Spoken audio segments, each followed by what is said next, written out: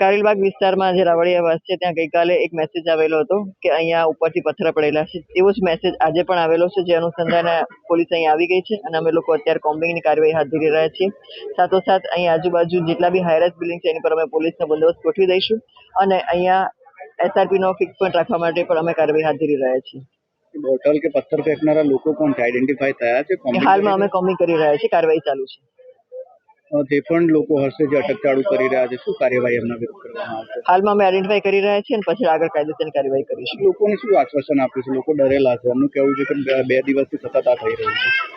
અહીંયા પોલીસને જે પોઈન્ટ હતો એને અમે વધારી દઈશું, સુરક્ષા વધારી દઈશું અને ધાબા પોઈન્ટ પર મૂકી દઈએ છીએ અમે લોકો, જેથી કરીને લોકોની સુરક્ષા વધારો થઈ શકે. કોમ્બિંગ ચાલુ છે. પોલીસની હાજરીમાં બોટલો પડી છે એવો સ્થાનિકોનો આક્ષેપ છે કે અહીંયા પોલીસ પોઈન્ટ હતો તે છતાં પણ અમુક પર્ટિક્યુલર ટાઈમ પર જ એરિયાને ટાર્ગેટ થાય છે, પર્ટિક્યુલર ટાઈમ. હા, એ અત્યારે અમે તપાસ કરી રહ્યા છીએ કે કયા એંગલથી આવી છે, કઈ જગ્યાએથી આવી છે. અમે બધા તપાસ કરી અને અમે કાયદેસરની કાર્યવાહી કરીશું.